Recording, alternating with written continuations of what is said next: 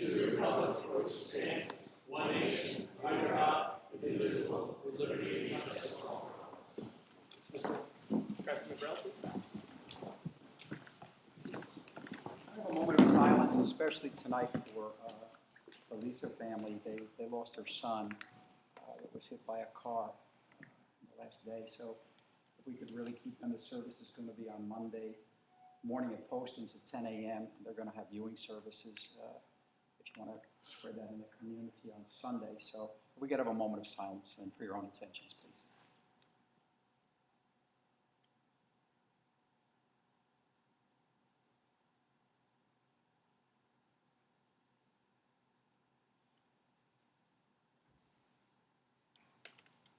Father, we thank you for the privilege to come here tonight with the mayor and the council and the leaders and the residents. We lift up our community to you.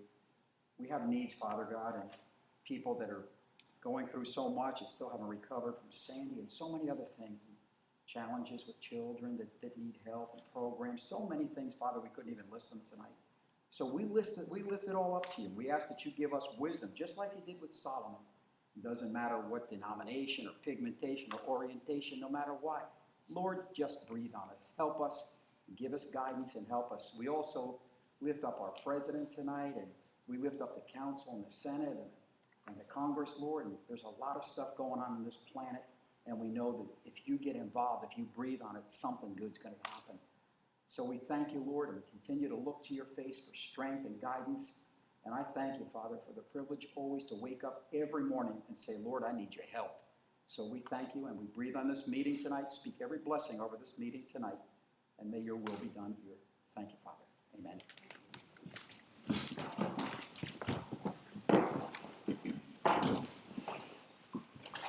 I'd like to ask Kurt Coker to come up, please.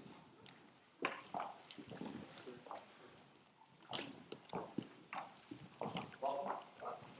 I'd like to, I think everybody who was here last year, remember we did a childhood awareness proclamation for childhood cancer. Unfortunately, but good news at the end. Kurt's daughter, Rachel, who was a student at Mother Teresa when I met her, with my oldest daughter. She's now in high school and doing very well. She's at a swim meet tonight, so she's doing very well. We're all happy for that. Was a victim of childhood cancer. She went through obviously chemo and everything else, and in the end came out well. 3 years, right? 3 years, clear scans. Thank God. But just to make sure everybody understands what's going on, childhood cancer rates have been rising for the past few decades. Approximately 11,630 children under the age of 15 were diagnosed in 2014. In the last 25 years, only 2 drugs have been specifically developed for children's cancer. Less than 5% of the federal government's money is dedicated to childhood cancers. 3% of funds raised for National Cancer Institute go directly to pediatric cancer. Therefore, I, Frank Nolan, Mayor and Borough Finance, do hereby proclaim September as Childhood Cancer Awareness Month in Highlands in order to help raise awareness of pediatric cancer and its families. Thank you. Mayor, a few words, Please. if I can, about Rachel and about pediatric cancer. About 4 years ago, coming up on the holidays, our daughter, swimmer, was complaining her knee hurts. She was 10 years old. It's growing pain, shut up, kid. This persisted over a few weeks. It was getting worse, getting worse. We kept thinking, oh, it's will go away. 2 trips to an orthopedic, they couldn't find it. 3rd trip, finally we have to remind the orthopedist, the leg is kind of swollen. Maybe we should look at this. They have an MRI done. Come to find out she's got this mass the size of a Pepsi bottle in her right thigh and a lesion in her right femur. She had a bone tumor, so usually sarcoma. Thank God we were referred to this wonderful team at Children's Hospital of Philadelphia. 8 months of treatment, 14 rounds of chemotherapy, a surgery to remove her femur and replace it with a metal prosthetic. She's fine now, 3 years cancer-free. While she was in treatment, she was writing a blog, and for 2 years following, she was writing a blog for the Philadelphia Inquirer at Children's Hospital of Philadelphia. It's still up. If you ever Google Conflict Girl, you would see her blog. But her intent was to always try to make things a little better and a little easier for the kids that came behind her. Because this is a brutal team cancer treatment for a kid. And it could happen to anybody's kid. There's nothing special about us. We're just people that woke up one morning with a kid in pain and found out she had cancer. So sort of moving forward, after she gets out of treatment, she becomes a member of a board of trustees, actually, for a pediatric cancer research foundation called Make Noise for Kids. You might see their flags flying in Atlantic Highlands. September is Pediatric Cancer Awareness Month, and their flags are flying up and down First Avenue. Mayor, this is for you. I think they're going to Huddy Park. But Rachel spends a lot of her time and energy trying to raise awareness and trying to make people understand, that 1 in 320 kids get cancer. Very small portion of federal cancer research dollars go towards discovery of new pediatric cancer therapeutics. So she's working, doing what she can. Kids that get sick like this, they get something from the Make-A-Wish Foundation. Most kids want to get a thing or something. Rachel wanted to develop a public service announcement. She, along with Mark Herzl, linebacker for the Giants, may or may not know, he was a pediatric cancer survivor, had Ewing sarcoma, same leg, same problem, different therapeutic. They didn't replace his femur, but obviously he's playing in the NFL. He and Rachel did a public service announcement that's up on YouTube. They're trying to raise awareness. They're not trying to shake people down for money. Thank you for your time. I didn't want to take a lot of yours. Thank you. I appreciate it.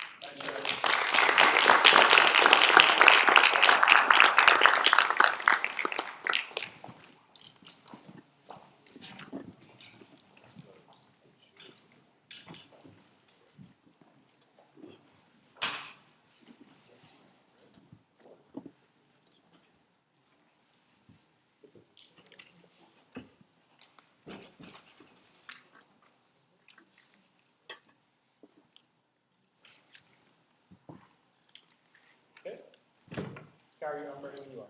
Okay, consent agenda? Anybody have anything on the consent agenda they want to take off, talk about separately, or have further discussion? I do. Okay. The 3-minute rule, I just wanted for the record, I approved it for the 3 minutes, if I did, it would go to the 2 minute. I still strongly believe that it should be unlimited. You want to take it off and talk separately? Or? No, I just Okay. want it for the record, because Okay. I know we need to move forward on it. Okay. Anyone else? I was actually just gonna see if Tim would explain R 14204. Just authorizing. NJEDA. Yeah, is that just so that we can be, accepting of the grant funds? Yes, that's the Just wanna, EDA for the streetscape. okay. There's more paperwork coming every day. Yeah, that's what I figured. I just wanted to ask the public know. Anything else? No? Okay, I'll offer it. Offered by Mayor Mellon, I'll second it. second by Mr. Redmond. Mr. Park, Yes. Ms. Kane, Yes. Mr. Redmond, Yes. Ms. Ryan, Yes. Mayor Mellon. Yes. Motion carries. Resolution R 14181, resolution declaring an emergency condition and authorizing repairs at the South Bay Avenue pump station. Yeah, we talking to this, sir? Actually, this was something we discussed last meeting also, a proposal from Pumping Services to repair the station, to get it operational so it can run off of generator power. There's improvements to the electrical panel, to the enclosure itself, and also to the transfer switch. So I believe that's what you are approving tonight. Okay. Anyone have any questions on that?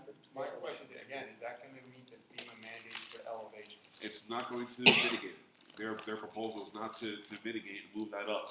It would be a watertight enclosure, which I'm not sure if that would meet FEMA's standard, but it's not going to be, their proposal isn't to elevate. What about the transfer switch? Okay, so the question then, the question then is, are we gonna have to readdress this in a year or 2 years? Is there a good possibility? Yeah, I mean, it depends on when you get another flooding event. If the, obviously if it's subject to water damage, and you're looking at it again. Okay, if it was elevated, would it be a huge expense? Shouldn't be. It's just basically just relocating it, extra conduit, extra wire. It shouldn't be that big of a deal. Well, then why don't we elevate it? I have no issue with that, because I'm not really involved with this part of it, Okay. and I haven't been. So, I mean, that's your call. I would ask that you would, give us a cost difference, just, we might as well do it right. And if it's a minor difference of a few $1,000s, that's the reality. Sure. I think it behooves us to be safe. Maybe not have to readdress it. Right, I agree with that, I would want that done. No problem. No, So can we why table would this? we, Or, why would or, we keep or do it? we move forward with it and then add that change order in? Or no, change order. It would be a change order? I have no problem doing that if we can move forward with it immediately. If we agree to this tonight and then do a change order to elevate it, I'm fine with that. I want to get this done. You know, like pass this resolution and then Mhm. have a resolution at the next meeting for an additional Whatever the $1,000. That way we don't hold it off. I'll go with that. You're not gonna come back with 38 conditions, right? Nothing, yeah, it should have been, unless you want to go play that. Okay, I'll offer it then, as Council Kane said. Offered by Mayor Nolan, So it's $10.50. seconded by Ms. Kane. Mr. Carr? Yes. Ms. Kane? Yes. Mr. Redmond? Yes. Mrs. Ryan? Yes. Mayor Nolan. Yes. Resolution R 14-199, resolution approving the strategic recovery planning report. Want to speak to this? Yes, I'd be happy to. Thank you. Good evening. As This is Steve Nelson, for those who don't know. I'm sorry, Steve Nelson, New Jersey Future. As the mayor and council are aware, we've produced a draft strategic recovery planning report. We had the mayor held a town hall meeting on Monday, and I presented this presentation to the public. There were some questions, some discussion about it. It's now here for your review. If you choose to act tonight, that's fine. I have the PowerPoint presentation I'm happy to present to some of you a second time, if that's what you would like. So I'm at your pleasure whether you want to see the presentation. I can talk through it. I can take questions, whatever you'd like. I think some of the folks, a lot of the people here weren't here the other night. Folks, would you like to see this presentation? Or will it be It is on the available? web- It will It's be on the available via website. link on We the went this website. afternoon to the Yeah. website. It is Right. It's on the Highlands It's on the Highlands NJ. Carlos said it's there. Yeah, it was supposed to go up this afternoon. Anybody have a cable want to see it again? Nobody has it? I will see it again, but I don't need to see it right now. Okay. See it Want many to just talk times. briefly about what it Many, means many while we're here? times. Steve, if we vote on it tonight and it's passed, what we're committed to, what we're not, what we're saying by voting on it? Right, so step up to the side that I have my back to people.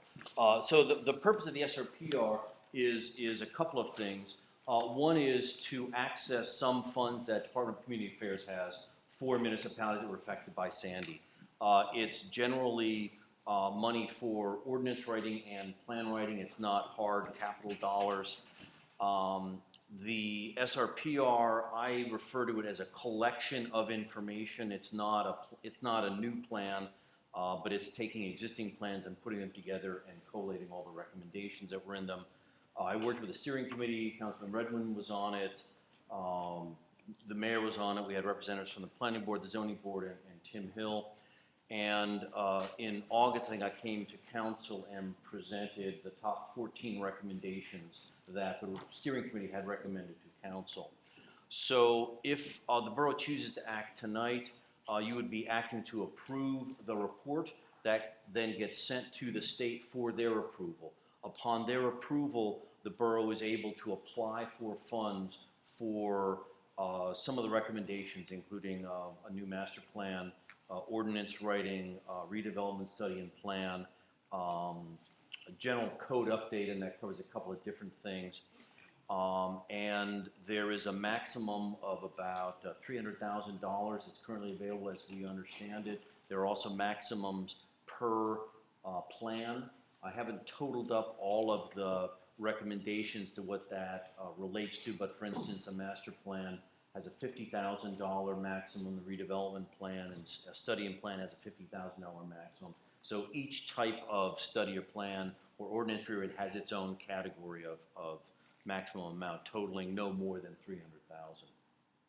So one of the values that New Jersey Future thinks for these SRPers, and we've done several across the state, is it helps the elected officials make some decisions moving forward because there's a lot of information in there about the impact of coastal flooding, the impact of sea level rise, It's also something that the community might be able to use in understanding more fully what the future may look like for the borough, and in furthering a conversation about how the borough can respond to the coastal flooding situation, to the potential for future storms.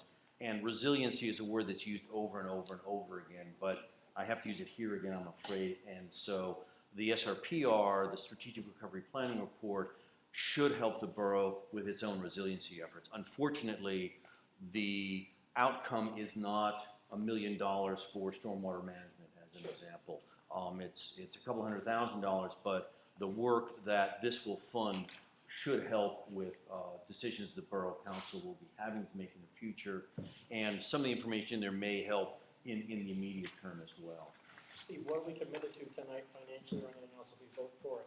There's no financial commitment on the borough's part to this, and the grants, if the borough chooses to move forward and get grants, there are no local match dollars required, so it's 100% state money. So if the borough chooses to move forward with grant applications, there's not any cash required.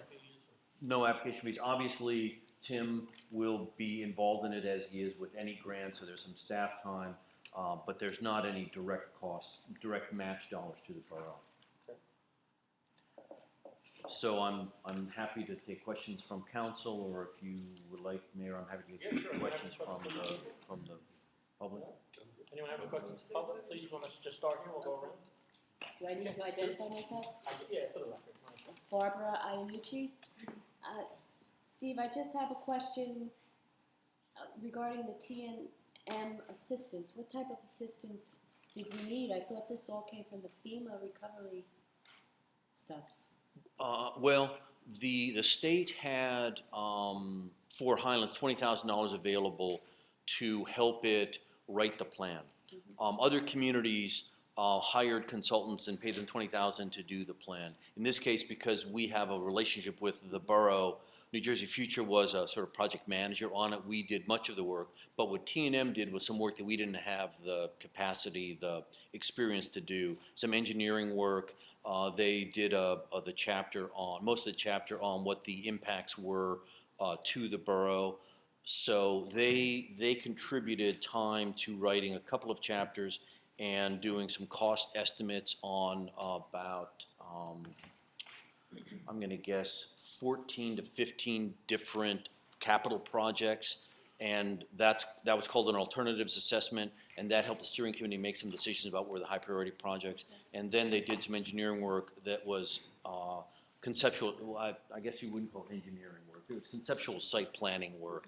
But those were all things that staff at New Jersey Future wasn't able to do. So that was state tax dollars that were brought into the borough, and then I'm funded, as you know, through grants. So it was, I mean, I don't know what the sort of comparative time was, but I would guess New Jersey Future spent 2 to 3 times as much time as T&M did on that. But I mean, and they were hired through a competitive RFP process.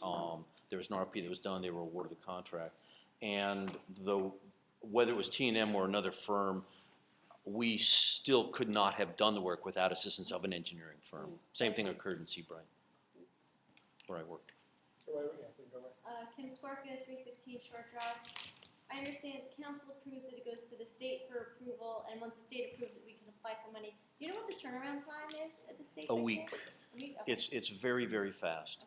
In fact, in an unnamed town that I won't name because it might embarrass some state folks, we asked them what the turnaround time is. We had sent them a draft prior. They said, oh, it's approved. So it was approved before you actually officially submitted it. So it's a very quick turnaround time. Thank you. Anyone over here? Anyone else? Sir? Tom Reed, just have a question. Does your recommendations affect in any way, shape, or form the FEMA flood map zones? The FEMA flood map, The levels, like the set levels? Is that the elevation of a building? The short answer is yes. The longer answer is part of this SRPR process involved bringing in some folks from Rutgers to do a more thorough analysis of the borough's codes. one of the recommendations that they brought forward that is in the plan is for the borough to adopt more stringent code requirements related to building elevation.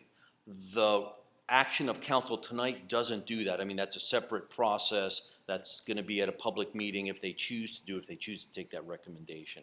So I don't want to look like I'm dodging the answer, but the recommendation is for the borough, for public safety reasons, to adopt a more stringent elevation regulations for buildings so that the residents are safer in the long run, although it's clearly probably going to cost more in the short run. But again, that action would be a separate action if borough chooses to take that and would follow the normal procedure that any ordinance would take in the borough. Refer back to my question from the other night. Dozens and dozens and dozens of residents raising their homes according to the best available information per FEMA now. If they adopt a different height level, these folks have down into their pockets for, thousands upon thousands of dollars that was winds up being putting them in a catch-22. Because right now, you could elevate on the existing foundation. If a different zone or a different height level is adopted, that no longer applies. However, you've already done the work, spent the money for naught, so to speak, because the flood insurance rates, even though you've invested a vast amount of money for personal people, will not go down, will go up.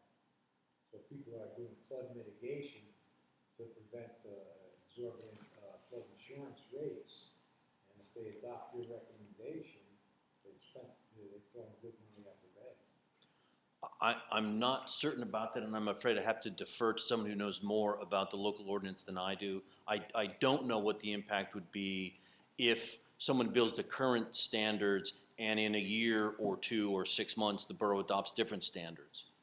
Can you're afraid to defer to me, really? Tom, basically, let's start with the FEMA part of it. FEMA, this best available data that's out there. It's our understanding that those maps, unless they're challenged and there's substantial evidence to back up the challenge, they're not going to be changing between now and adoption. All right, that's the FEMA side. If the borough adopts a more stringent, say, regulation, say, some towns do a +3 instead of a +1 like we are. We're meeting FEMA and the DEP's requirements. Actually, FEMA's at the BFE, the DEP is one above. All right, if we adopted a more stringent, obviously the flood insurance would be affected in a positive way. But it doesn't, the people that lift it now to the +1, they're still in compliance with the NFIP, FEMA, DEP, and all that. It's a matter of what the borough requires at that point. But it doesn't penalize them on the FEMA side and the NFIP side. Just maybe with the flood insurance, they might not have, let's say, the best rate as somebody else would say. So a town adoption of his recommendation wouldn't affect the National Flood Insurance Program rates. If the borough adopts, say, a more stringent standard and says that maybe say a +3, right? That could give you a better rate personally. But keep in mind, it's all based on actuary risk for each property house, not a blanket rate anymore. So you might say if your neighbor went a +1, total compliance, and you went a +3, kind of like we have now. We give people that option to go higher if they choose to, and if they have the funds to do so. But a +1 would be here, +3 would be here. This would have a better rate than this one, and that's what you would still see. But both properties would be in compliance. Keep in mind too, if we were to do anything like that, we would have multiple public meetings. There'd be a real substantial reason why, and then I'd be shocked if everyone else above us, state, federal, didn't come along. There'd be no reason to do And that. I think we would have done it and had these Yeah, discussions there'd be no like a reason year to and a do half ago. So, Before But everybody Bill, else. what I'm understanding from you is the best available current, unless there's something drastic that happens, that will, at some given point in the future, be adopted as Right, like say you as a property owner didn't agree with it, all right? You couldn't go to FEMA and say, listen, I don't agree. And that has to come from the borough itself. And then the borough would have to have substantial evidence, basically foolproof, Just say, listen, guys, you messed up here. You have to change this out. And then, then they will take another look at it and possibly change it. Not definitively, but they would possibly change it. But that's the only way that's happening, the way it's been explained to us. These maps are out now, unless they're challenged, this is where they're being adopted. Exactly. And I've been asking this question quite a bit, maybe you know. What time frame? Because I've been waiting, they told me a year and a half ago they were ready to adopt it, a year ago, 3 months ago, and they said June, July, August, and they're saying October. I mean, this is. Well, now that you've asked this question, I mean, we've got disturbing news last Wednesday. When, Mr. Card was there, and Mr. Hill and I, we attended the, 2 years, right? 2 years. 2 years? Yeah, the Monmouth County What we basically meeting. said. And basically, FEMA told us that, well, hopefully by the end of this year, but don't bank on it, it's going to be another year from now.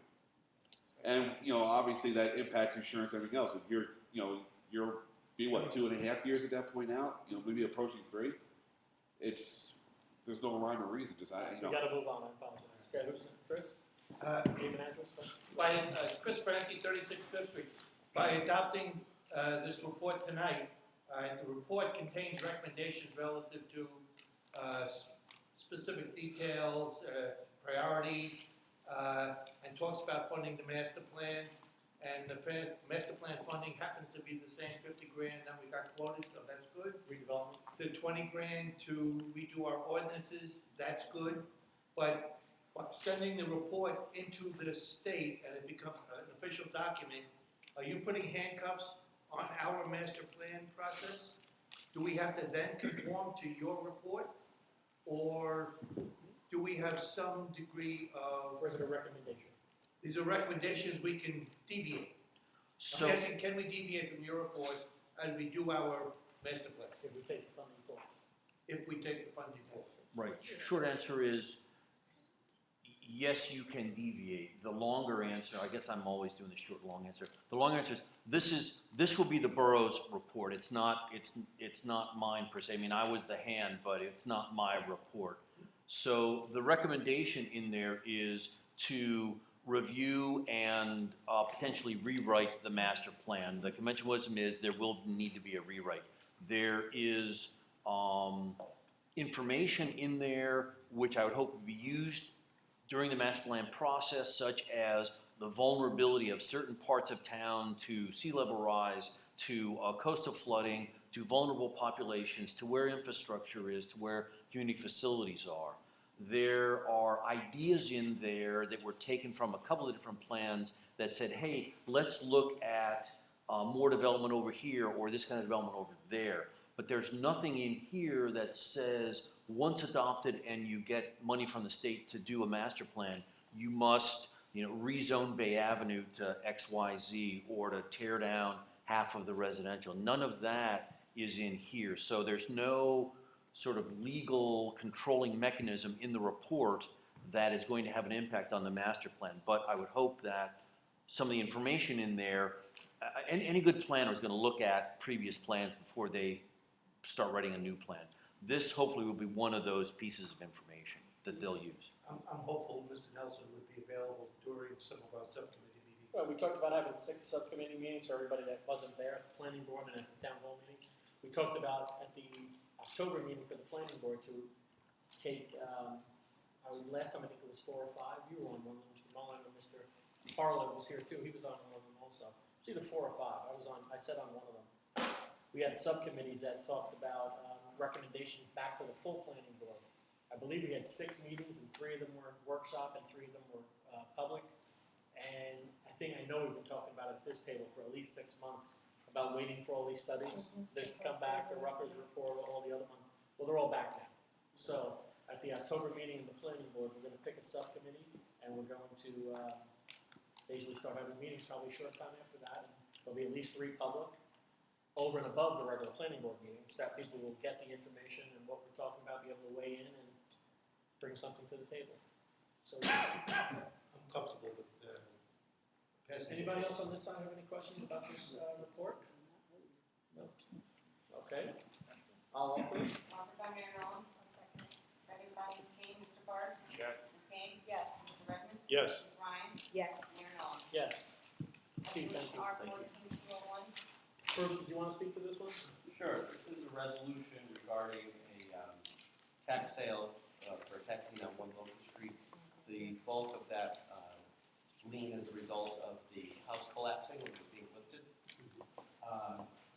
And the owner of the property had a question about how it was split up because there were two other properties also demolished at 135, I think it was, on Locust Street. Actually, he was at the town hall meeting on Monday night also. Okay. We talked to him after it. He had to have a clear and established fee schedule, if you will, for his insurance company per unit, and I believe that Tim is working on getting that. Right, and that's what we're going to getting. So this is just postponing the tax sale until that's worked out. Okay. Any questions from the table? I'm fine with it. I'll offer it. Offered by Mayor Nolan, I'll second it. second by Ms. Kane. Mr. Carr? Yes. Ms. Kane? Yes. Mr. Redmond? Yes. Ms. Ryan? Yes. Mayor Nolan. Yes. On for introduction, setting up a public hearing date for October 22nd is ordinance 0-14-25, an ordinance authorizing the Borough Finance to place a stop sign at the intersection of Orchard Avenue and Ocean Boulevard. This is just setting the public hearing for Yes. October 22nd. Voting on it. Okay, I'll offer that. Offered by Mayor Nolan, I'll second that. second by Ms. Ryan. Mr. Carr? Yes. Ms. Kane? Yes. Mr. Redmond? Yes. Ms. Ryan? Yes. Mayor Nolan. Yes.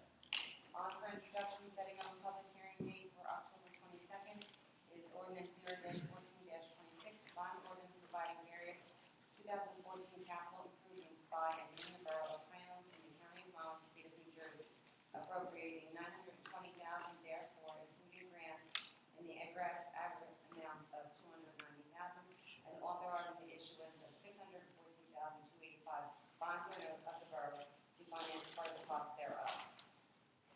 Setting the public hearing for October 22nd, I'll offer it. Well, Mayor, Yeah, I have a question about, why do these bonds have to be joined together? Because there's two distinct bonds here. Shouldn't they be separated? Let's ask both CFO and legal if we have to. Pat? It's simply, it's a multi-purpose ordinance, it's called. We can, when we're ready to fund it and finance it, it may save costs having it on one ordinance, so, but it's really a preference. Well, we're not allowed to vote for one part of it, correct? It's one ordinance, You would have to number reintroduce if you want to do it that way. 0-14-26. Which doesn't mean you can't do that if you don't feel comfortable in doing it that way. And Pat, is it something that you anticipate getting a better fee, a better rate for, or is it saving us administration? Certainly, the larger the project combined, certainly the better rate it would be. Okay. I still think they need to be separated because one project is very difficult for us to swallow right now for the amount of money for playgrounds when we need other major issues taken care of. Pat, how much of it is playground, how much is shore drive? Okay, let's see. Okay, I had written the same note, okay? I mean, I'm a great proponent of playgrounds, and I certainly want the community center done, but I cannot see building fixing the playground that's going to be destroyed when we rebuild the community center. Yeah. In my opinion, okay? I mean, Just for clarity's sake, the playground portion of the property is distinctly different from the building and it won't be impacted. okay, I mean, I just want to make tonight, that I clear. understand you saying that, but when I go down there and look at it, I can just imagine where they're going to put the machinery and all the equipment. I would rather not put that money out there and, I just but wanted to nothing. be, And it's important what Tara Ryan is saying, the fact of the matter is, what good is a playground when we have the streets flooding in that immediate area? With the T4 rating that we just had, and the cost for the pumps, it's gonna be substantial. And right now, I went down there today just to verify my eyes on. Little TLC from the community, we can get them back up and running and just, back words, suck it up a little bit for the playgrounds and spend this money on things that we really need. And that pumps, town hall, come on. So I would ask that these should be separated. What's a dollar amount for each? The improvements to Shore Drive Phase 2 is $500,000, Okay. and the improvements to Snug Harbor Park would be $420,000. I'd like them to be separated, please. Okay. Do you want to offer that? Right now, we have a motion on the table that we introduced. Does anybody want to second that? So No, I'm perhaps, trying to think before we say can no. we Let's redo think it so about we how can we do have, it. I mean, Well, let's, obviously, we have to have consensus here, Right. so what's the point of going through this if we don't wanna move forward on either, or we wanna move forward on one? I wanna move forward on one. is there any money coming Then why back don't on we have either that one of them discussion? from either bonding or private money? I'm sorry, grant money or private money? We do have $90,000 in the snowflake. Out of the 420? Yeah. Okay. What about Shore Drive? Any DOT or, 200,000 DOT. Stuck 300 with that. so you're still looking at 600,000 Is there a basically? time frame on your short drive? Yeah, I'm gonna get into that. There is a, What does that do? no, when it comes to my report, I have to talk to you about the discussion that Rob had with DOT regarding Shore Drive. Is it impacting this ordinance or potential ordinance? It can. It depends if we go for an extension or what we do. So let me get to that a little further. I mean, if you want, we can start discussing that now. If you Let's want. just talk about this right now, so we know what to do. Weigh in on Can whatever. we, should we table this? Well, let's see Well, what he let's has to have say. yeah. Get that door.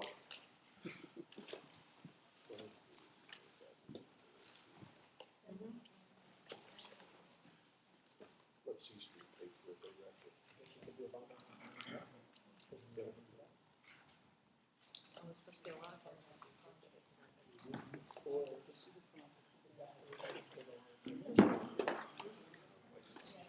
Tim, is there a time limit on the snowflake? Snowflake money, we may be returning if we're not gonna use it. By How when? come we get the date?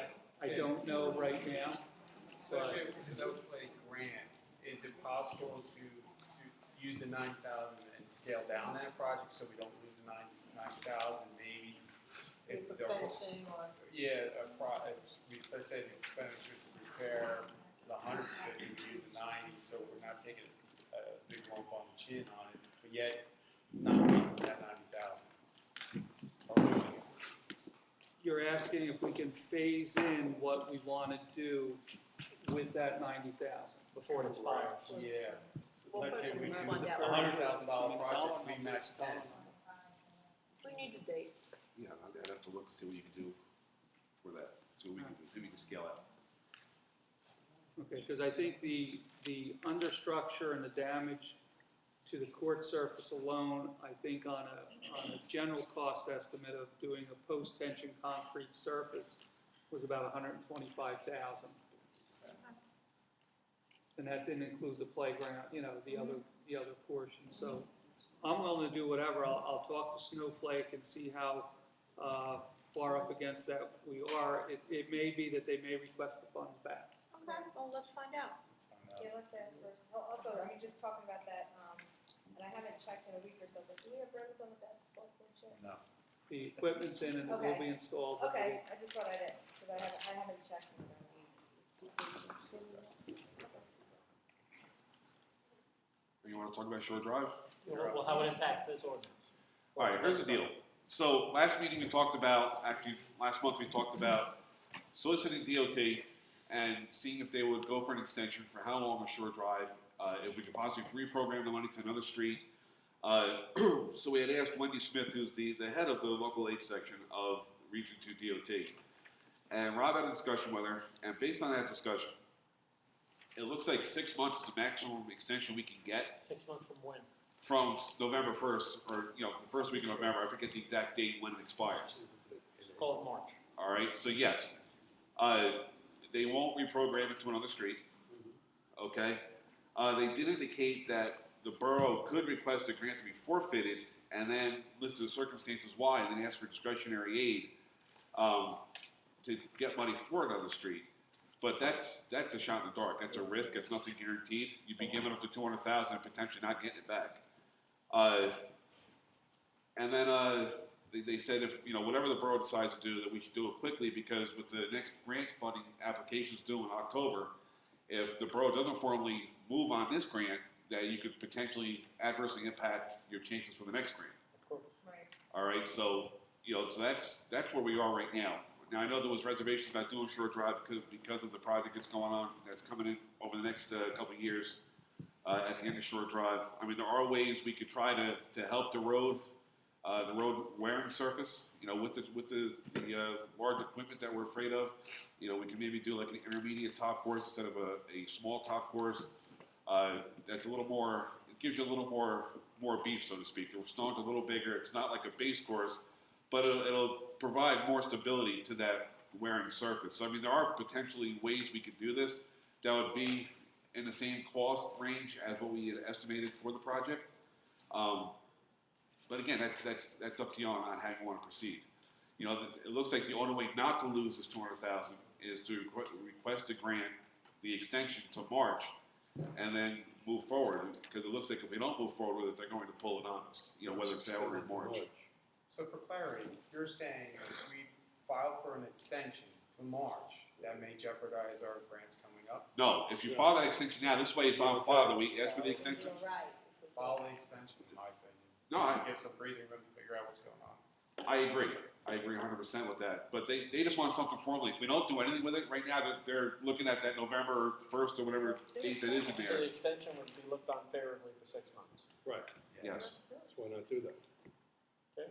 Get through the winter and see what happens. You're not gonna do anything anyway till the spring, so. Right. Okay, and then let's bring back the community center playground. After we figure out how to utilize the snowflake funds. And now, what is the, Tim, do you have any idea what the formal deadline is? Is there a formal deadline? No, they've been very patient. But we'll be in contact with them tomorrow. I don't have a formal deadline. They've been working with us. They understand the circumstances. Maybe figure out what we can do close to that dollar amount that wouldn't be impacted if any major construction is done. Well, that's when certain things are specific though. From the snowflake. Yeah, Okay. that was part of the attachments to it. Right, the community center. Just real quick, if we're doing Shore Drive, why does that C Street kick in some of the money, since most of the cars that run it up that is C Street? I mean, why do we have to pay for their service? I think we should do something about that. Okay, Car in, car out cost. want to open a dialogue with them? I'm not trying I'm to be funny. serious. You're I gonna sit down and believe go that's for something to be passed. And some towns, like Atlantic Highlands has something like they pay per car. Each car that's used and parked in a parking lot, that's a fee put on them per day, They didn't sell the property. okay? I understand, but we just can't let them come in. I know there's not that many people that go from Shore Drive, from where the bank is, all the way down the end. There's not an excess of people that use it. Mostly But in down the one morning and afternoon, there's tons of cars come up there. Why not get something out of it? I mean, what do they offer the town? I don't think they're offering anything to Well, town. at least we should approach them. That's what I think we should do. I think we should all approach them, get some money from them, and see what we can get out of it. Do you want to do that? I want to do it, yeah. Okay. I'll second that. Okay. Okay. So we're going to, I don't even know if the word would be table, I'm not doing anything with 1426. Oh, no way, limbo. I'll vote to settle it. if that's okay. It wasn't seconded, so it just dies. Okay, so it's fine.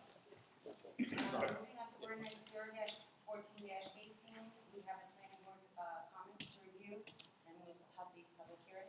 Do you want to speak to this briefly, Bruce? Or Dale? Yeah, I can do it. Basically, what this is, it's we have a provision in the ordinance right now that says that if you have a non-conforming structure, meaning a structure that exceeds, say, a bulk variance, setback, building coverage, so on, if you want to do a vertical addition, you can only do 80% of the footprint of the building. And that's handcuffing a lot of people, especially people that are rebuilding their houses or they're lifting, want to put a second story on. So I'd ask for that provision to be eased and removed from the ordinance, and that's where we are tonight. Okay, any questions from the table for the public hearing?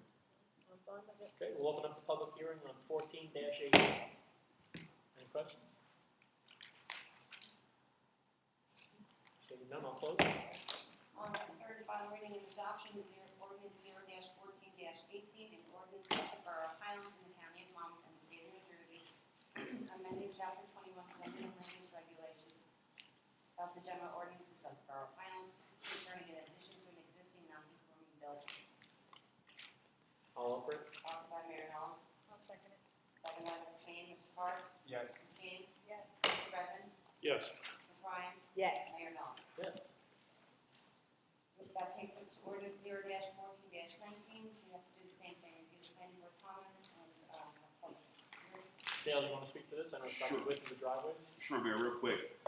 Basically, our ordinance allows for 8 to 18 feet on a residential driveway, maximum width of 18 feet. A lot of the houses going up are putting in 2-car garages, and 2-car garages are wider than the 18-foot maximum. So, I know council originally wasn't in favor of opening up the curb cuts just to, so it doesn't limit parking on the streets. So basically, the ordinance keeps the curb cuts at 18 feet, but allows the resident to flare the driveway out to 22 feet inside the curb line, In their property. within their property to be able to access both garages. So the entrance to the driveway basically stays the same. The Correct. opening is on the inside of their own Yeah, property. then you can flare it out to 22 inside the property, So in theory, you're not losing any spaces. on the street, correct. That was discussed at the planning board, that's why I'm bringing it up. But we're opening the public hearing at 14-19. Anyone have any questions on that? Mr. Frank? Just to clarify that planning board discussion, because I don't think, at this point, not every driveway for a single residence is 18 feet wide. Correct. Some of them are 12. Some aren't. Okay. The decision to go from 12 to 18 is not automatic. The way this reads, it doesn't seem to say that there would still be these smaller dimensions. Right, you could do, I believe, and I don't have the ordinance out in front of me, but the maximum is 22 feet, so it's still, right, it's say 8 to 22 now instead of 8 to 18. So you can still have that single car driveway, but if you need to open it up to 22 inside your property, you can do that without penalty. Okay, or that clarifies that. But at this point, can a residence ask for a double width with a single car garage? If they want to, they can do that because you do have the permission to go to 22 feet inside your property. And where would they go to try to get that mechanism done? They would do that through me. They would come to zoning for that. And then, obviously you would check the width and you would check lot coverage. And if it And if it exceeds failed, one of it's those, up to the zoning then it board. has to go for a variance. To the zoning board. Correct. Okay, I'm just concerned that this point we're gonna lose parking spaces because people have will, to. well, no, at this point, people will have an opportunity He's to thinking a little more. go wide, and then not use their driveway anyway. So now they have this wide open space in front of their house. Individual person, though. I'm sorry? That's an option to the individual person. You don't, just because you have a driveway, that doesn't mean you have to use it. Oh, I understand that. But if you have the opportunity to make it wider inside, or make it 8 feet, 12 feet, up to these 18 feet width on the sidewalk side, that's up to you as a homeowner if you want to do it, and But at this point, that's what you have. isn't there a town purpose that then becomes a problem? If you take 18 and you don't use it, other people can't park there. But that's happening now at the same way. What I see now in town, on my blocks or in town, there's not gonna be much space to park anyway, regardless Because of the raising there. of the raising of the houses. And the curb cuts, exactly. Well, So raising the houses, and most people have parked driveways or But they garages like you. But everyone has the opportunity to put a driveway in when you raise your house, and everybody is, that I see. On Central and Ocean Avenue, there is tons that never had it before. Now they can park Hopefully that underneath. they use it to alleviate some of the traffic, When we're at the other end, they have 2 cars in there, so. you know? All right, the discussion is, at this point, I think we're gonna be losing parking space, which I think is gonna make things harder in town. That's all. Any other comments on 14-19 or any questions? No? Seeing none, I'll close the public hearing. On for final reading and adoption is ordinance 0-14-19, an ordinance amending 21-65.5 of the Borough Code repealing one-way and two-way operation for residential driveways and amending the width of the residential driveways to 18 feet wide at the curb and 22 on site. I'll offer that. Offered by Barinal, I'll second. seconded by Mr. Card. Mr. Card? Yes. Ms. King? Yes. Mr. Redmond? Yes. Ms. Ryan? Yes. Mayor Knopf? Yes. On for public hearing is ordinance 0-14-20, an ordinance annexing block 7, lot 1.02 of the Borough of Atlantic Highlands into the Borough of Franklin. Mr. Padula, you want to speak to this and what it does for us? Sure, this is a strip parcel of land over by Paradise Park that the developer has petitioned Atlantic Highlands to be annexed into Highlands. Atlantic Highlands has approved that, and now if you wish to accept that as property, we need to approve it by this. What's the advantage, or disadvantage for the town? Parking. For the town, it's gonna make that development possible. Is there any gain in property tax, or is it minimal, or is it a loss, or what does it financially? Well, there'd be a gain because you could put that development there. Just making sure everybody understands what Yeah. we're doing. I get it, trust me. I think this might be one of the last pieces of the puzzle for getting us moving forward, getting to. Okay, any questions from the table on 14-20? Any concerns? Okay, open the public hearing, 14-20. Questions, concerns, suggestions? No? Close the public hearing on 14-20. Final reading and adoption is ordinance 0-14-20, an ordinance annexing block 7, lot 1.02 of the Borough of Lanham into the Borough of Highlands. All offer. Offered by Mayor Nolan. I'll second it. Seconded by Ms. Kane. Mr. Hart. Yes. Ms. Kane. Yes. Mr. Redmond. Yes. Ms. Ryan. Yes. Mayor Nolan. Yeah. Oh, Okay. I just want to make an announcement about ordinances 24, 21, 22, and 24. At the last meeting, I announced the incorrect date. The correct hearing date would be October 22nd. Okay, you need any work from us on that there, or no? Now, we are republishing. Okay. That takes us to the Borough Engineer status report. Yeah, that's you. Go ahead. That would be me. Okay, starting off with the overall stormwater project. Yesterday, we met with the subcommittee that the council had designated, which was Councilman Carr, Councilman Redmond, and Mr. Hill. Basically, the reason for the meeting was to discuss these Tier 4 EPA requirements and how they may impact the project. It was a good discussion on as to where you're heading, as to what you're potentially facing down the road. The bad side of it is either way you go with these new regulations is going to adversely impact the project. There's no way around it. The EPA has basically put their foot down, and the engine manufacturers have to comply. Now, there's two ways to look at this. Either stick with the diesel engines that was discussed back in 2010, which not only there'll be an increase because of the new regulations, but also you have a increased permit costs, increased operation and maintenance because you have to maintain the permits and keep going with these urea tanks down the road. You can go over to electric with a diesel generator backup, and what that does, the maintenance isn't as much. The permits going forward, any initial permit isn't as much, but there is more of a cost up front, potentially, depending on which way you go. As a result of the discussion yesterday, I let the subcommittee know we did some initial investigative work on the Tier 4, just to try to give you an idea of what's going on. That was beyond our original authorization, the scope of the review against current codes and standards, but we wanted to keep the project moving. So this is going to number 2 under other business, but I had it on the status report too. I was kind of waiting to see when that one gets slid. Oh, it's all good. There's no red arrow. I was waiting for that. Right, you want a red arrow, I got it, it's fine. But we're asking for an additional $10,000 to complete the investigation and do the spreadsheet that the subcommittee had requested, which basically outlines costs, pros and cons for each option and the costs associated with them. We probably spent about $5,000 out already, so we need another $5,000 to complete it. But I need that to be able to move forward and get this back to the subcommittee to keep this moving. Question for you. Sure. If we go to electric with the backup generators, they automatic, or someone has to go out and do it? It'll be automatic. There'll be automatic transfer switches. Okay, just making sure.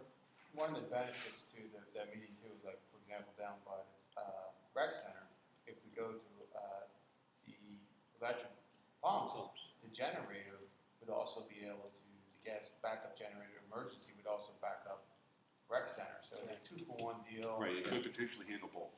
Handle both, and it's I think it should.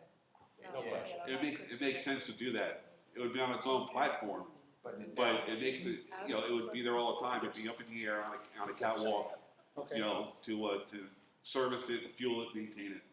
One sec, is a recommendation from the 2 council people that are on the subcommittee to move forward with the $10,000 increase? yes. Unfortunately, yes. So you gotta. Well, it's what it is. I think Dale's underestimating. I back checked some of this. The cost of the electric engines are high. Unfortunately, with the DEP, with the regulation, with the reburns on these engines, year-to-year maintenance cost is a killer. A killer, right. Is a killer. Never mind the fines if we fail. Yes. They shut you down, storm comes, they don't Yeah, care. right. And there's no option of not repairing, you have to repair.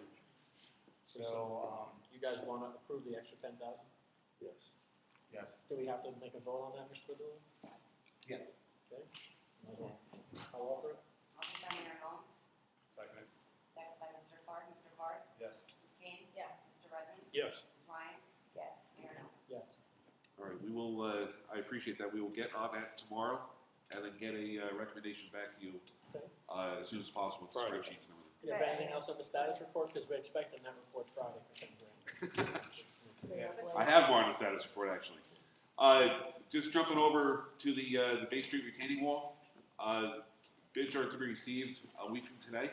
Okay. So as long as the bids are favorable, everything's in order. We should be going to construction end of October. Shouldn't be a long project.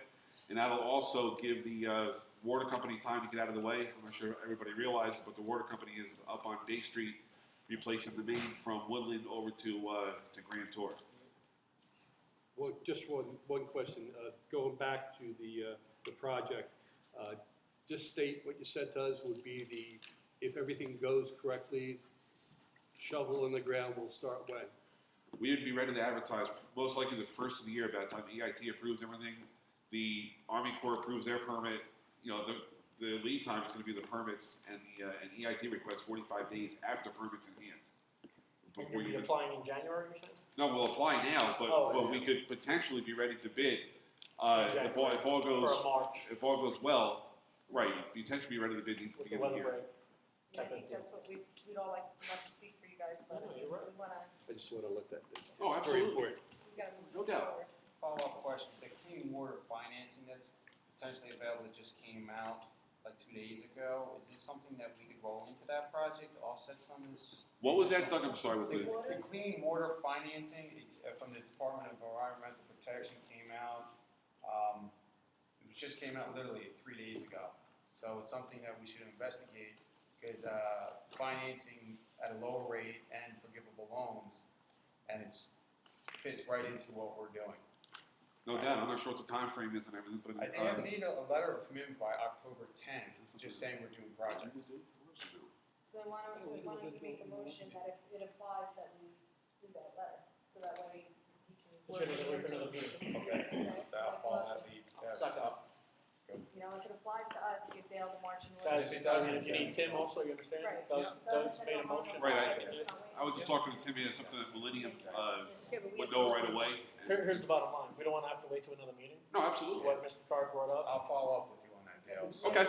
Yeah, Yeah, he offered it, I it's- seconded Seconded it, okay, let's, No problem. Mr. Card? Yes. Kane? Yes. Mr. Redmond? Yes. Ms. Ryan? yes. Mayor Mel? Yes. So, anything else? Yeah, one more thing.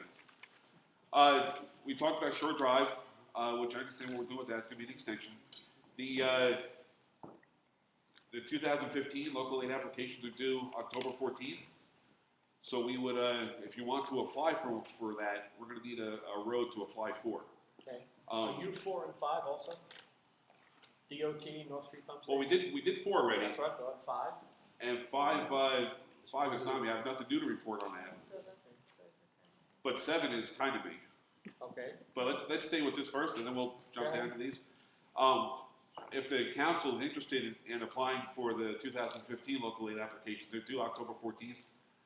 Potential roads, possibly maybe a section of Portland, maybe DOT did fund Miller between 36 and Shore. Maybe you want to continue that towards the water side. Maybe do the next block between Shore and Bay, or maybe go down Bay, you know, further down.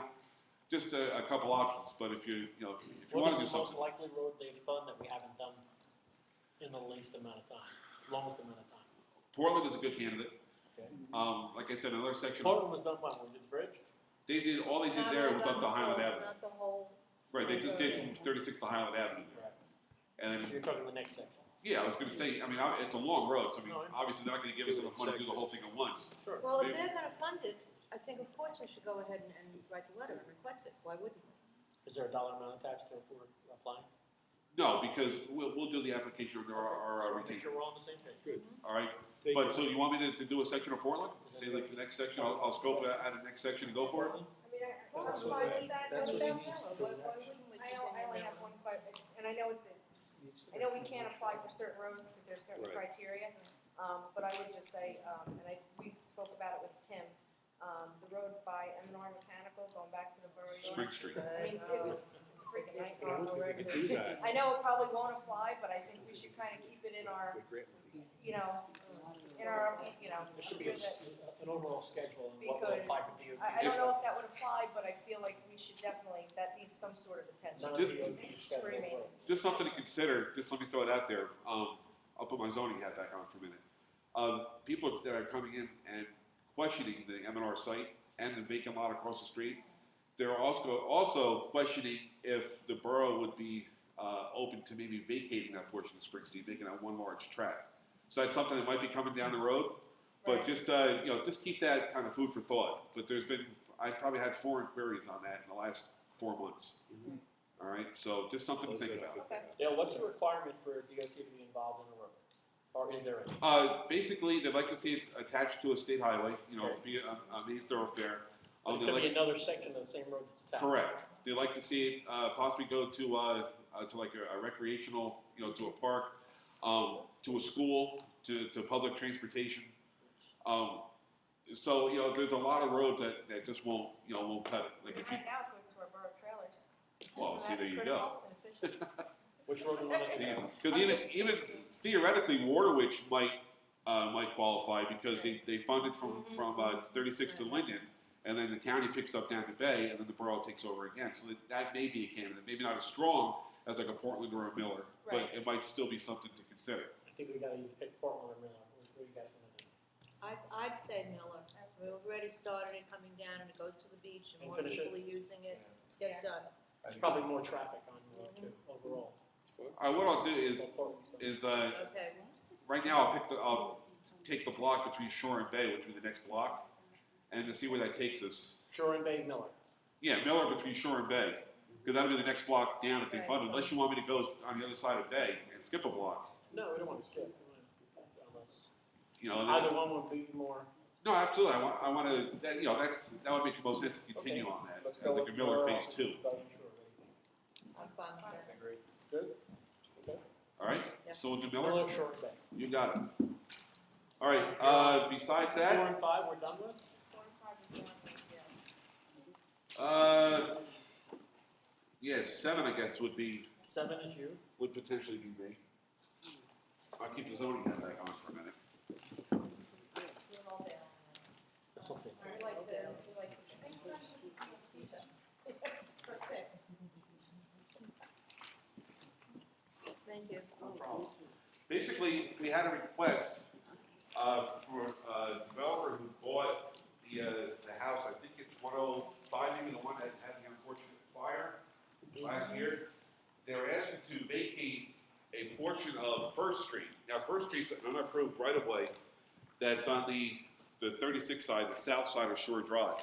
It's a 25-foot right-of-way, and right now, all of the setbacks are taken to that right-of-way. So basically, Shore Drive is a 60-foot right-of-way, so you have X amount of feet from, say, the curb line back to where the property starts there, but now you've got a second right-of-way. So their frontage is probably about 30 feet or so, maybe even 40 feet off of Shore Drive.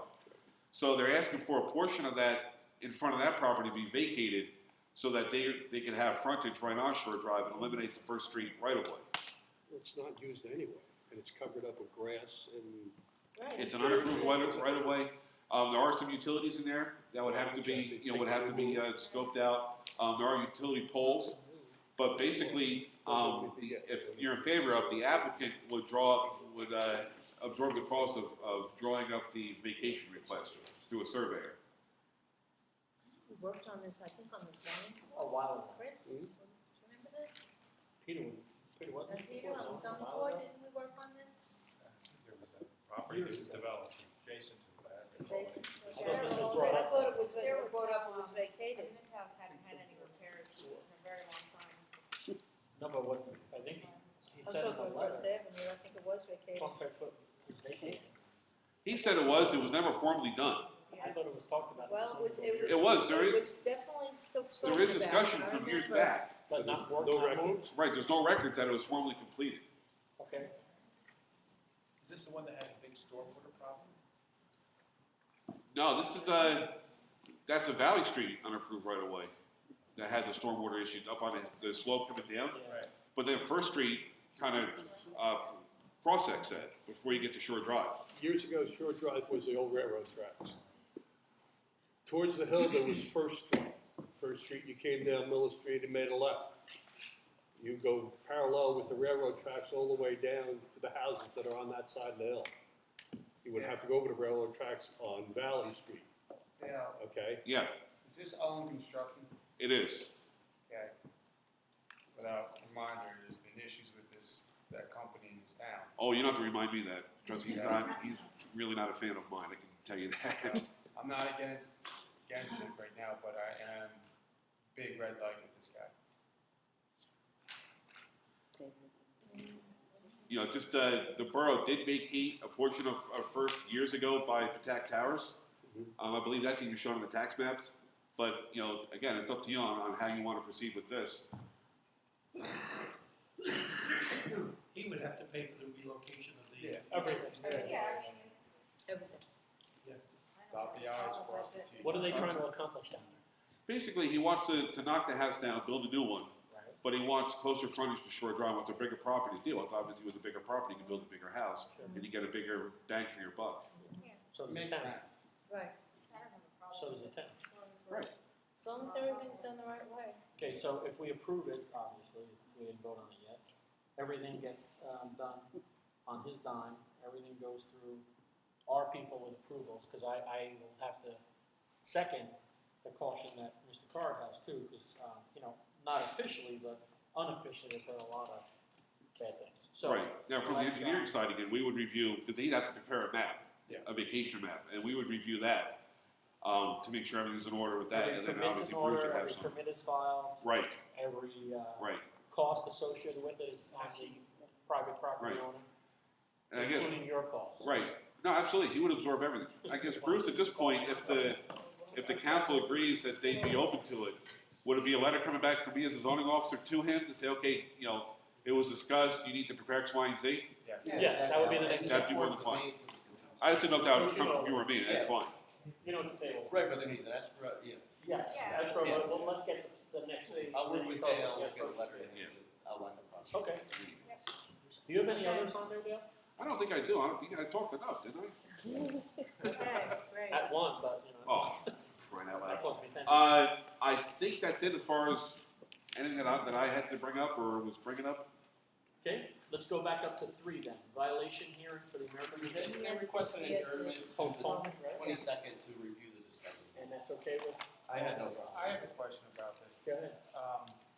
And it was brought to my attention by Ms. Cummings.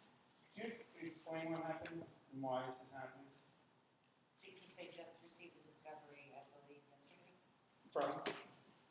Police department. They got it from me. Okay. I Why? yeah, okay. I'm sorry, I want to cut you off there. Okay. Why, do we have any idea why it took so long? Because the police department never sent it. Okay. Yeah, and this, it's happened, I've been in a courtroom where I'm hearing a lot of information is not being forwarded from the police department to the appropriate departments or all attorneys on discovery. The chief sat here and said this stuff was forwarded to him on at the last council meeting. So there's a problem there. Okay, so let's do this, if everybody agrees on this. Let's have the chief at the next council meeting and discuss what we're going to do. Tim, I guess you would, take the lead on this and come up with a plan that will help us expedite this. Then this person really, in my opinion, a choice but to grant them the extension because they just got their information. Exactly. That's what I told them, like, ask me, that's what I told them. Okay, so let's vote to, I'll offer that. Offered by Mary Ellen, Second. second by Mr. Card. Mr. Card? Yes. Ms. Haynes? Yes. Mr. Redding? No. Mayor Nolan? Yes. Ms. Ryan? Yes. Next is Valley Avenue request to be made into a one-way. Who's speaking to that at the table, anybody? Tim, Dale? I can briefly, Go get it. we have a resident in the audience that did request. Is everybody familiar with the street we're talking about? Coming off of 36, going up behind the LPH parking lot, Mhm. for the power plant area. There's been, Everybody sees those cement it used to be there. pillars Used to be. that used to be there, and understands why they, A, were put there, and B, why they're not there anymore. So there's been a discussion, actually, and the comment was, could we revisit, potentially making Valley Avenue one-way? And Ms. Roberts is here this evening, I'm not putting her on the spot, but that's who the request came from. So I just wanted to bring it to council's attention and make sure that, we look into it and hear the discussion and make a decision, or how we want to investigate this further. For the record, I think the request was to have it coming one way towards 36. Yes. And the reason that this was brought up, probably what, 5 years ago? It's been a while. The first time? The First time, I mean, that I sat here was probably 5 years ago. With the poles, yeah, Yeah, so 5 years ago, there was a series of accidents, almost one on top of the other, where people jumped the curb and went into her property. And at that point, had a little child who's been Yeah. but still a child playing in the yard, and thank God nothing happened. But we moved pretty quickly, I thought, at the table, and we put up, I think it was 4 or 5, Yeah, we're whatever the fine. number was, barrier poles, and over the years now they've been knocked down from other cars hitting them, and other things hitting them. So it made sense to me at the time. It didn't pass through a vote, but it still makes sense to me. But let's start the conversation. Are you doing, you're doing Valley from Highland Avenue to 36 only? Only. That was the conversation. Yes. Right. Ingress. Okay. And it was one way towards the highway. Towards the highway stuff. So no cars would Come off at It wouldn't make 36 that into your. potential slide, Right. which is what happens. They overshoot the turn too fast. They would just use Miller Street to go up and around. Correct. It's fine with me. Well, the church won't. Well, they can't get through that, or yes, you can, if you want to jump the Does line. anybody at the table have any questions? And I'll take a few. I know a couple people raised their hands. Well, I wanted to, I have no problem with this, but, should we consider the polls also? Is this going to be, Well, there's you know, how many because left? coming 3 or 2? down, There's 3 left. 3 left. okay, so you think that they're okay? I would put the 4th back, me I would personally. put the 4th, 5th, and 6th back. Whatever the number was. I would Because have. people coming on 36, when Could it's just have an icy, accident. right, Yeah. It's the this same. happens to be right there. It's just a second precaution. Now, Jen, you had looked up, how many accidents have there been there? I've been there for 16 years. On my corner, there's been 18 accidents in 16 years, all within the same 10 feet. From the pole to where, really, if you count even somebody from the police department has hit the fire hydrant over there. And I'll be honest with you, I think at that point, the last time we talked about it, there was 3 on top of each other. Like Yes. within And like, 90 days, This- something crazy. This last one, if I could just explain, and it's like 2 hours past my bedtime, I have school tomorrow, so I'm sorry if it gets a little foggy. I was worried. The last accident, the woman knocked the pole clear out. It was 10 foot up in my tree. My son and I are home alone. I think I texted him to let you know, and Becky and Tara, whoever I had. Now you're all in trouble. I got your numbers.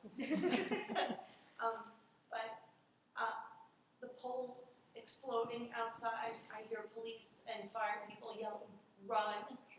My son and I home alone, 11:30 at night, the day before I start my new job at school. It's here nor there, but I was worried that it was going to back up the electricity into my house. My house was built in 1856. I have an old house.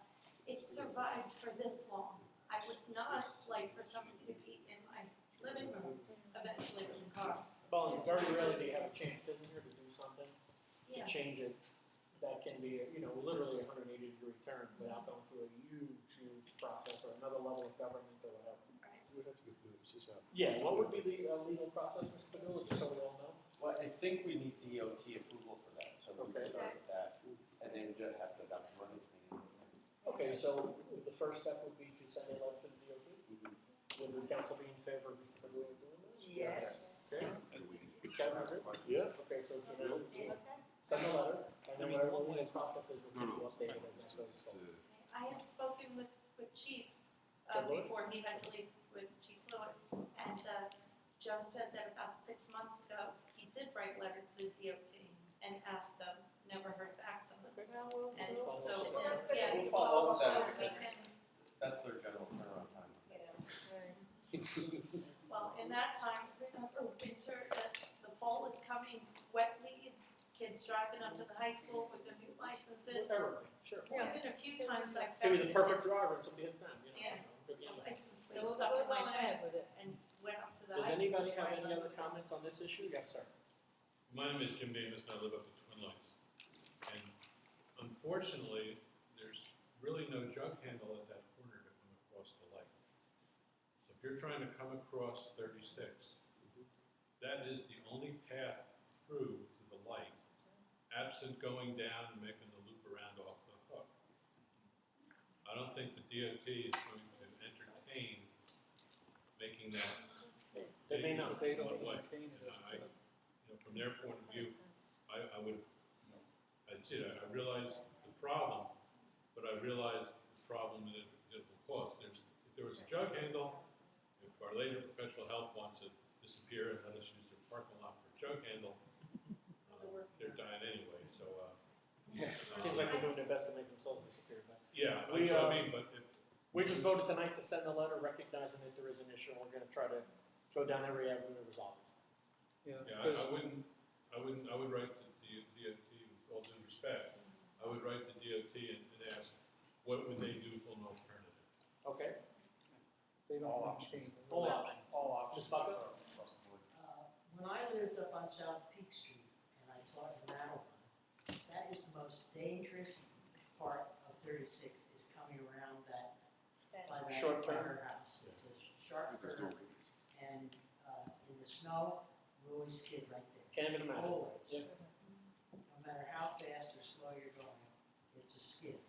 I lost the hubcap there and I had to walk all the way back. We're trying to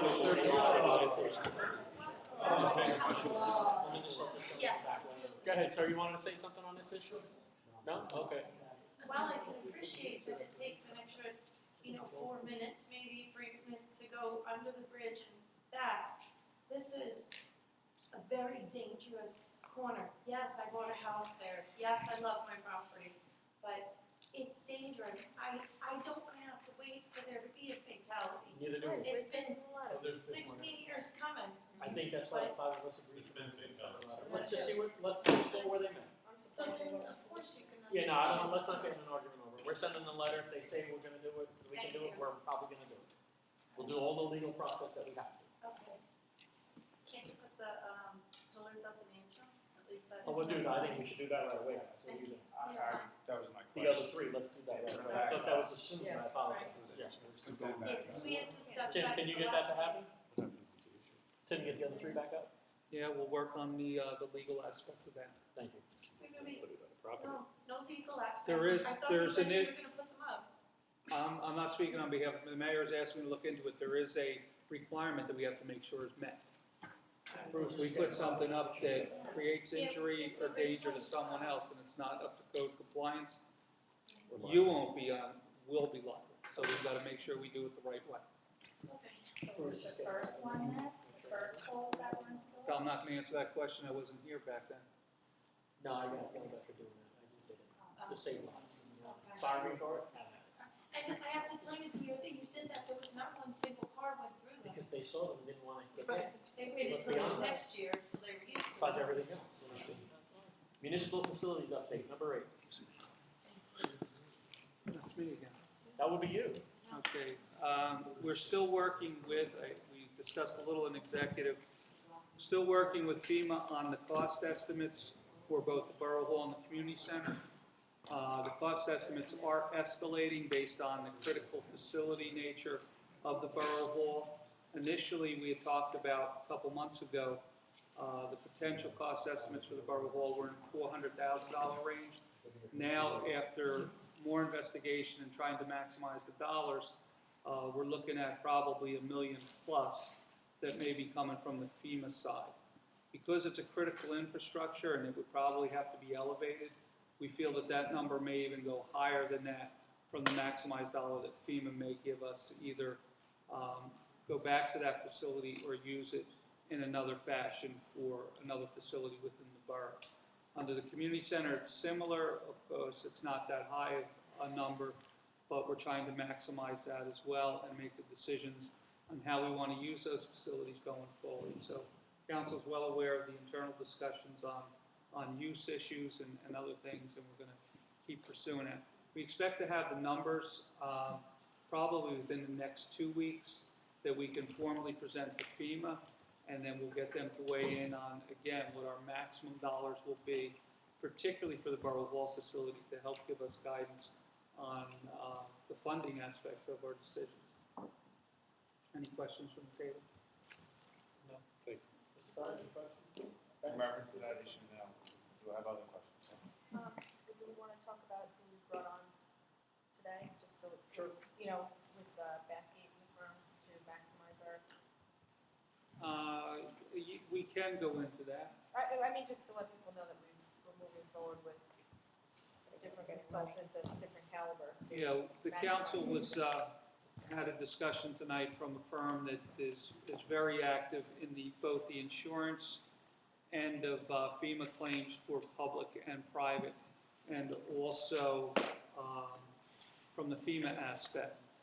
They're a firm that was heavily involved in New York State. They were actually a consultant right after Sandy for New York State, from what we're told tonight, and the Port Authority of New York and New Jersey.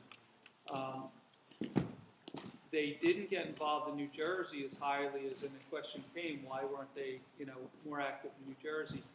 They had resources, and they didn't stretch those resources out from what their capabilities were. Our current contract or work that we had done prior from Arcadis, that contract is expiring, and they're, we're revisiting the work that was done and how we need to move forward, with the understanding that regardless of the situation, we still need to move forward. So it's not really a reflection of Arcadis to that degree, but we just feel that this firm will be able to do a lot more, particularly from the insurance end, and really help go through everything that we've been through. And they're doing this in other communities as well. So So the best news is they don't get paid unless we get paid. They get 10% of what they get. they're doing a No contingency, money up front, no. and it doesn't include, and they didn't mention it, but it doesn't include numbers that we already have in the FEMA system. That's not part of their, so if we already had 3 million in the system, if they get us a little bit of that, they're not getting 10% of that 3 It's not million. going backwards. Right. So we're looking forward to moving forward. That's what we do every day. Okay, anything else?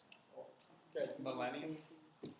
Millennium, that's not under facility, I'm not but sure. Yeah. I do Do you have have anything else on a, facilities, Tim, or no? I'm sorry? Do you have anything else on facilities before we go to Well, Millennium is assisting us with the facility end of the project, trying to put dollars together. Okay. They've been doing that within the scope of their work, not additional fees. So they're working with the architects, the engineers, and we've been meeting to get those dollar costs. So that's what they've been doing.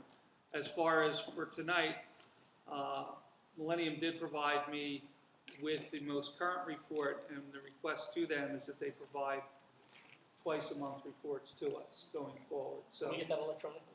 yeah, that's what I'll do. And I told, actually, I told Dave Jenkins, we had a meeting today, that I want him to send that to the clerk for distribution as well. Yeah. One of the things that they did want to bring to our attention too, there is a bikeway, potential bikeway path grant program, and they want to look at the existing bike plan that we had to see if we would indeed be eligible to apply for those funds. So Okay. that's another. We can Get that. definitely. You have that report? Yeah, that's a big issue. I have a report here. Read the bike report. The Brian, grant have for you bike done report. a report several years ago? Oh, yeah, that's what they're Seems using. lucky. Yeah, Right, yeah, okay. no, we're not recreating it, we're taking Okay. from what's there. All right, thank you. Doug, you have anything? No. Okay, thank you. No, I'm good, thank you. I'm fine now, Good. thank you. Thank you, Tim. You're welcome. Zone change request, RA multimedia. His requested that the borough hold off at this point on considering any zone change. And this is where we're talking about Captain's Cove Marina? Yes, I Okay, think for the record, we did get a petition in from X amount of folks, and then those, how many there? Was it 100? Every resident around. It was a lot, but we got a petition in, yeah. And so they pulled it what was the delay for how long, or was there one? It's indefinite, I believe his intent is to get his own planner. Okay, so it was an indefinite delay.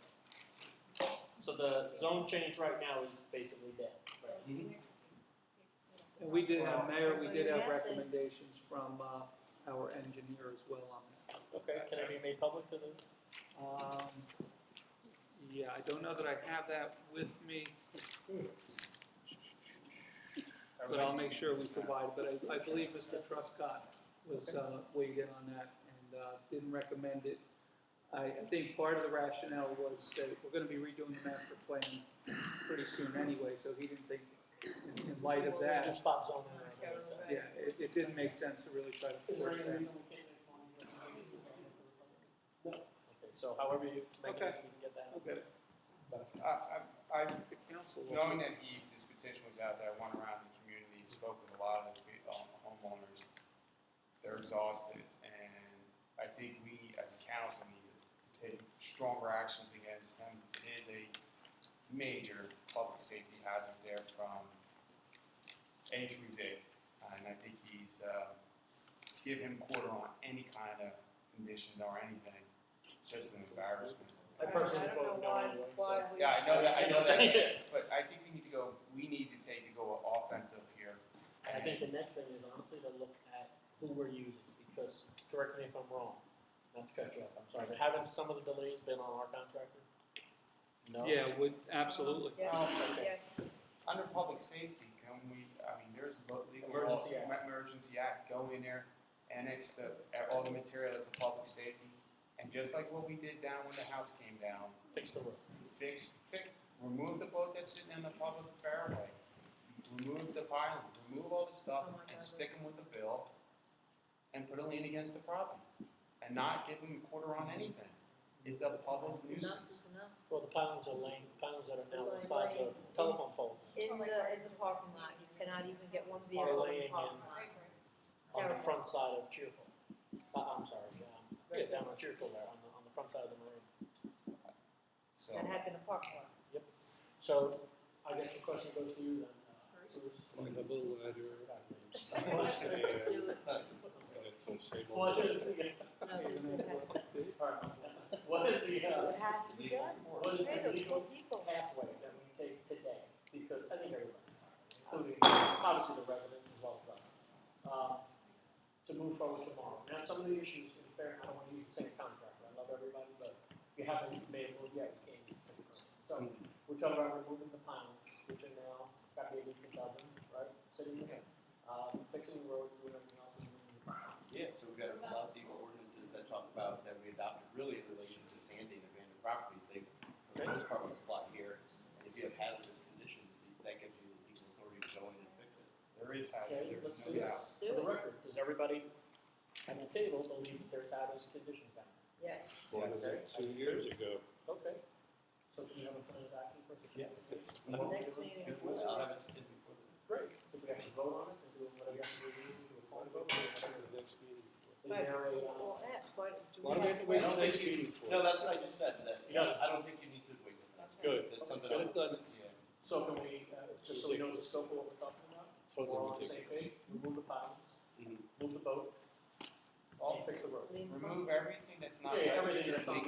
If it's a vehicle and it's unregistered, not documented, it's give everything The that's, boat, everything. the, road, Road repair, his bulkhead, I talked to Brennan's about the fact, the reason I didn't backfill it is because, his bulkhead is, the new to old is right there, and if they backfill, they're gonna blow out their liability issue. That has to be addressed, so we're gonna have to pay someone to fix the bulkhead so we can backfill properly. that would be something where you'd have to come in on Right, that with engineering. And again, everybody that's told me he's a wild maniac when you try to approach his property. We gotta stop playing games with this guy. Then that's what we bring in the meeting. Okay. Sounds like a plan of Now, action. Mayor, just a reminder, there is money in place for that already. Yep. Right. And that, That's good. well, There's other money too. yeah, you also have a large bond in place in case he wasn't going on that bulkhead, so that's still there. Court case with second notices. Yeah. So we're just gonna keep going with the court case too. Yeah, he's snubbing his nose to us and it's stopped. Website committee report. We had to change the date, so we didn't have a meeting. It'll be tomorrow. I'll report next time. Okay, so we're gonna expect the second, is it the second At the meeting? second meeting. Right. Monmouth County Multi-Jurisdictional Natural Hazard Mitigation Plan. Yeah, Mayor, Jim, you guys gonna get that? I'll just touch on it briefly, but the Monmouth County Multi-Jurisdictional Hazard Mitigation Plan update has been in the process with all 53 municipalities. The draft of the updated plan is expected to be released soon. Anyone who wants to look at the current plan or the 2009 plan, I think there's 384 pages of the plan, but it incorporates the whole county. It can be found on the Monmouth County Sheriff, www.monmouthsheriff.org, and then you click on the OEM icon. There is no update at this point. They are going to be posting it to their website, and we'll have a link once it's posted as well for anyone to look at. But those plans have been in effect. I think the last major update was 2009. Post Sandy, of course, they understand there's a lot more work that needs to be done. So I'll say it slowly. It's www. My son says I don't have to say that anymore. MonmouthSheriff.org, and then you click on the OEM link. I typed in Monmouth County Multi-Jurisdictional Hazard Mitigation and came up with it that way. I'm sorry? I'm going to give you this. I have a copy. Did we make these? Cut and paste. It's in the agenda. Yes. Okay. So this will be in your packet, Mr. Reed. This information I just gave you. Okay. Review of the bond/debt report. Yes, Mr. Mayor, last meeting, the governing body asked that I produce a list of all of our notes that we issued, the one-year notes. So that's on that list there, and also all the debt that's been authorized but not issued. Okay. So that's, that was also discussed at the budget committee meeting last week. We also had, I believe, a synopsis of that in our packet. Anybody have any questions to the deposit from the table? No, thank you. Okay. We're going to offer, I'm going to ask to have, we have two, we were asked to increase the seats on the finance board with residents, so we're going to increase it by 2. I think the second line decided, because we want to keep it at the number it is and not have, it's tough to have 9 people, 8, 10, whatever the number is. So I'd ask for applications. I got 1 in for Mr. Francie. I'd like to appoint him tonight and take the other in for anyone else. We had no one that applied. Kim, you came to the last meeting, I know, if you want to apply. I've sent 2 Carolyn Cummins over the past 2 years. I know, I was going to say in the last 6 months, we haven't gotten any. But we Like have 2 people. or 3 specifically requesting to be on the finance committee, which is how I ended up on open space. Do you need yet a 4th form? I'll offer you also. How's Okay, that? thank you. Okay. If anyone has no problem with that, we'll put Kim in. Well, I have a problem with Chris Francis being on it. I think there's other people that are certified accountants, CPAs, that are out in our community that could be probably a better resource for that position. Okay. No disrespect to you, Chris, your hands are full with a lot of things you're doing with this community. As much as I want to be on it, I can't. But I think we need to explore options of getting people that have the credentials to back up the purpose of that committee. Okay. I offered those 2. No one else seconds it, and we'll go forward. I'll second it. Second by Mr. Redmond. And that's for both Mr. Francie and Ms. Smoga? Correct. Okay. Mr. Hart? No. Ms. Kane? She's out of the room. Mr. Ivy? Yes. Ms. Ryan? Yes. Mayor Nolan? Yes. Brings us to public comment. Okay. First up, I have Jim Evans, I'm sorry. My name is Jim Bemis. I live at Twin Lakes. And I'd like to address Portland Road, something I did here about 3 years ago. Okay. Portland Road back in the old days was no parking on the east side. Those signs had fallen down, had been knocked down, never replaced. It's a pretty skinny road. There's a lot of people who live up there. Myself, people at 200 Portland. The school buses use it. Additionally, on Portland Road, you can't walk down the sidewalks. I talked to Tim several weeks ago. You may be able to back me up, Tim. You were going to go up and look at the debris up there? You said there was brush up there. Yeah. That was like overrun on the sidewalk? Into the road. Okay. It started, you can't walk down the sidewalk in one spot. You can't pass two cars in the road because of the brush. There's probably 4 or 5 brush locations where apparently either homeowners and or contractors just put it out there. I understand that's an issue for the code enforcement officer. We have them.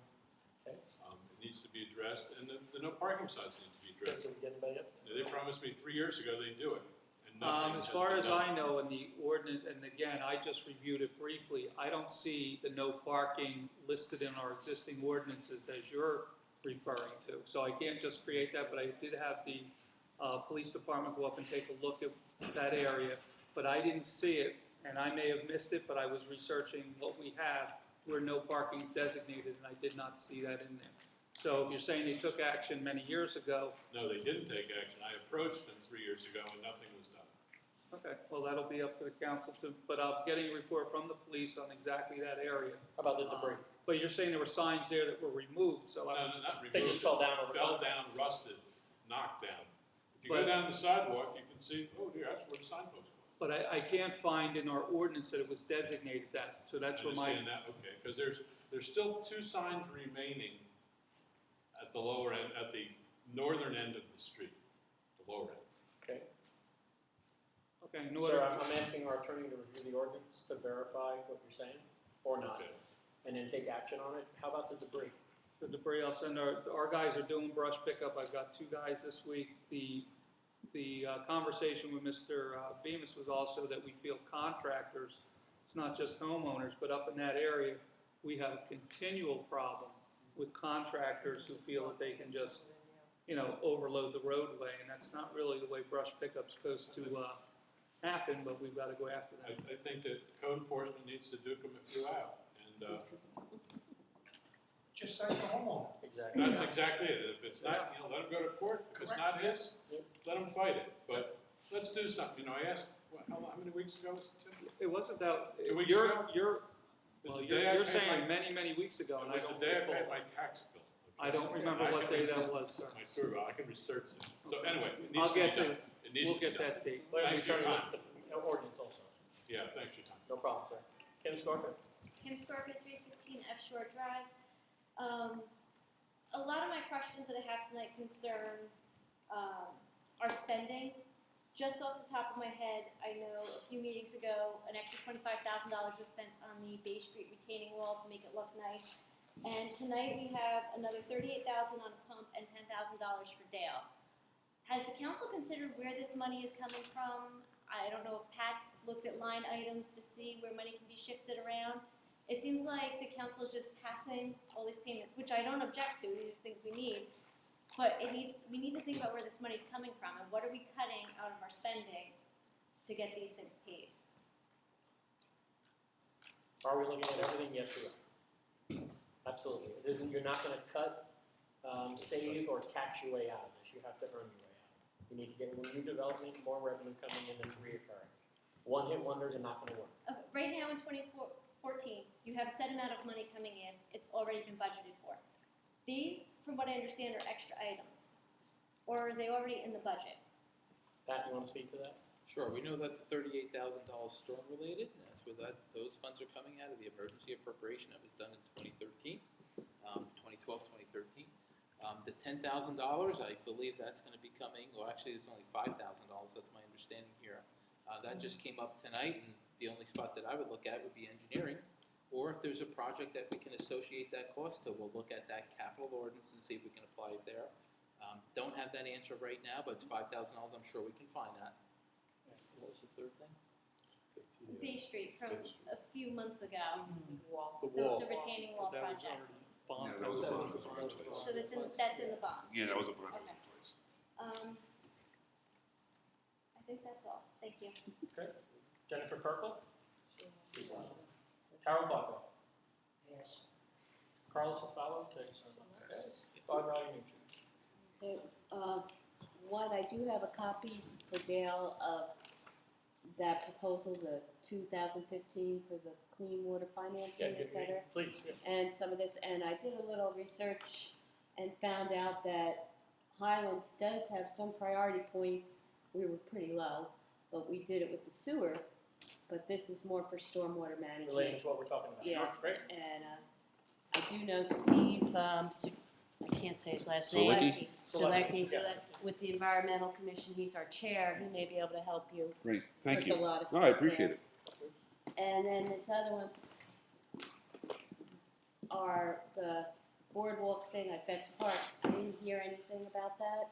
I know last meeting and there's been meetings. Tim, where did we leave off? I know we Where had are we a couple going with meetings with a that? couple different council people, I know we were. and I know we that. were Councilman Card would be able to answer the question directly. He's, Oh, okay, I can ask him. no, he's I'll been, ask him directly. I just thought it was gonna come up tonight. And we don't even have to be here when that happens, so that's. Yeah. Oh, come on, I want a let us know what forum, I happens. want a forum. I can speak, I've been aggressively going through that, I've gotten some numbers in, been working with Dale, we've had a at-length meeting on site. Materials, right? With materials, and, thank you for asking the questions, to be honest with you, I lost my thought on it. But Vets Park, to maximize the use of the open space, money, so we don't use it all up, the consensus was to scale back not doing the whole boardwalk, because there is a watershed problem in there and addressing it. My excuse, dealing with the town new emails, trying to compile a report to get it to everybody, so everybody took photographs and quotes. I'm actually meeting with Tribar, the company that is doing the volunteer work, tomorrow at 6 o'clock. Doing all the labor. To do all the labor and his expertise to make sure he can do the scope.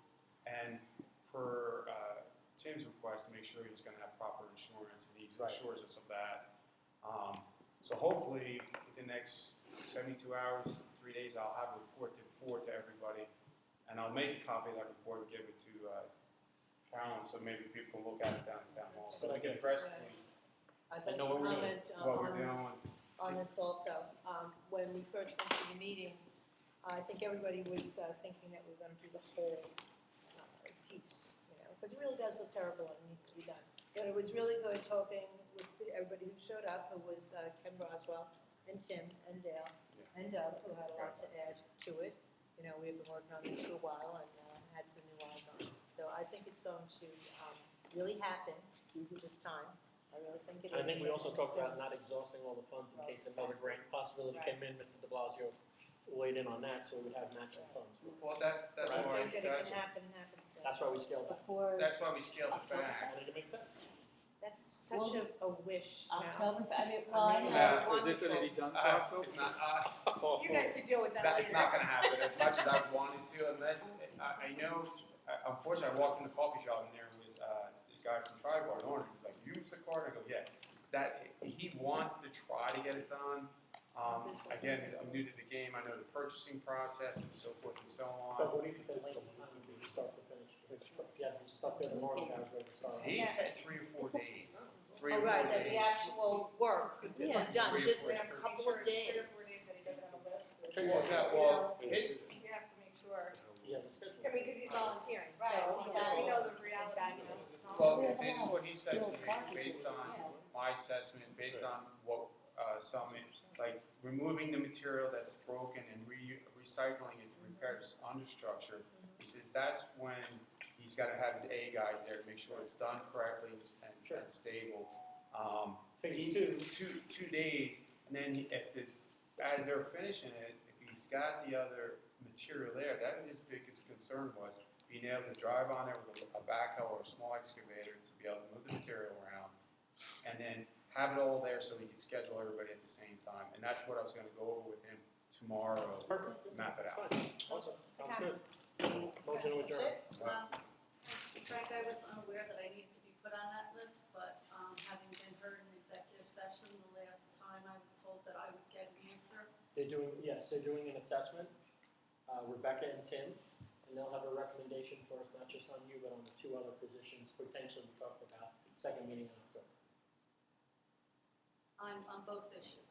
On everything. That's what I mean, I don't want to put words in your mouth, that's what we talked about.